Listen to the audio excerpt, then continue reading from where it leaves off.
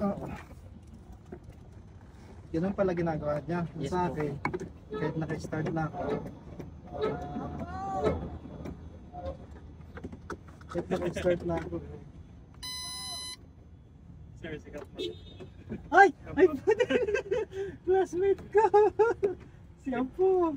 Lipat rin sila, sir. Andun yung classmate kong helicopter pilot, nandun sa kabila. Ay, hindi ko na makakausap. Shout out Maki, Makalintal. Yan, Batanggen nyo.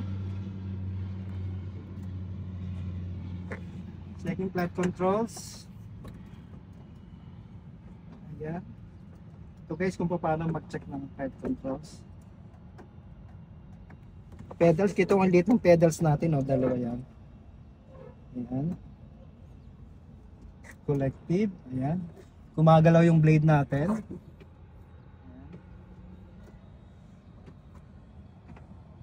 Okay. Ito yung rotor brakes.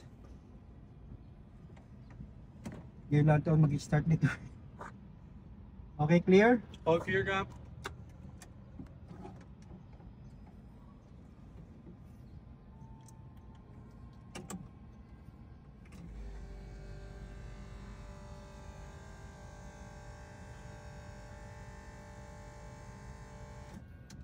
Okay.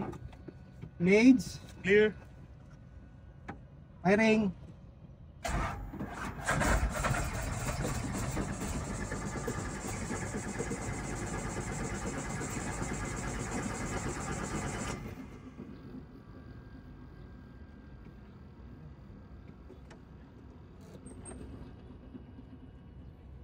Matagal lang hindi na-start ganito eh. Tagal, Cap. Oh. Tingnan natin ulit ng konti.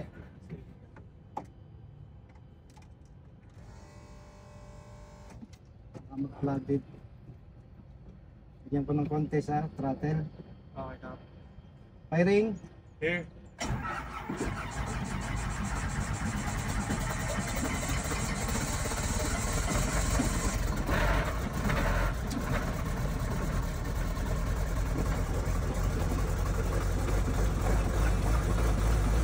Nakita nyo guys kung paano tayo mag-start ng ating helicopter. So, nakita nyo nung una, medyo palyado siya kasi ganyan po nang usually nangyayari sa ating helicopter pagka matagal na hindi nagagamit o hindi nag-start. So, sa ganyan pong klase ng helicopter, ganyan po ang usual na nangyayari. Pero sa starting lamang naman po wala naman pong problema ang makina na. So, parang kung sa kwan, nanibago lang guys. So, parang sa piloto rin po. Pag matagal tayong hindi nakakalipad guys, medyo kinakalawang din kaya kailangan po natin ng recurrency. So ayun guys, naka-start na tayo at tayo nga ay mag-test flight ulit kasi sa tagal nga nang hindi naililipad tong ating helicopter. Kaya naman ako ay nakatasan ulit na mag-start ng ating helicopter at mag-test flight ito. Ito po ay sa company pa rin namin guys, kasalukuyan kong company. So may ilang piraso po kaming helicopter na mag-aari ng kumpanya.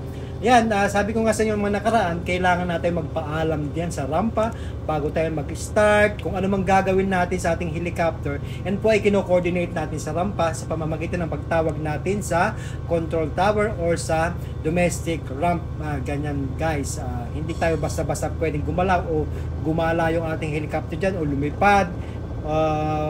Yan po ay dapat ay coordinated ng lahat dyan. So, dahil napaka-busy nga po ng ating airport, dyan sa General Aviation at saka dyan sa International Airport, kaya naman guys, talagang dapat masusi tayo naka-monitor at sumusunod tayo sa instruction ng control tower. So, ngayon, inutusan tayo, parang tayo na pumunta dyan sa air taxi po. Yung air taxi, parang kayo ay lumilipad ng mababa na nasa mabagal na speed lamang po. Parang naglalakad lang, mas mabilis lang ng konti sa paglalakad. So yun po ang procedure dyan. Hindi kayo pwedeng lumipad o umakyat ng mas mataas sa 500 feet.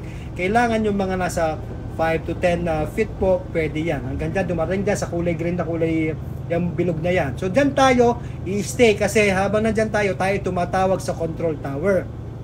Nagpapaalam tayo guys na ng clearance para tayo maka-take off. Ibang frequency rin po ang ating tatawagan dyan. So that time, kailangan kong bumaba dyan dahil matraffic nga po. Tulad nga sabi ko sa inyo, maraming tumatawag sa tower. Lahat po yan ay nabibigyan ng pagkakataon ng control tower na bigyan ng pansin lahat ng tumatawag. So ngayon bumaba tayo dyan at iniintay natin na tayo ay bigyan ng prioridad na maka-take off. At pagka yan po ay to make off, ibig sabihin clear tayo sa airways. Pwede tayong to make off dyan sa helicopter route.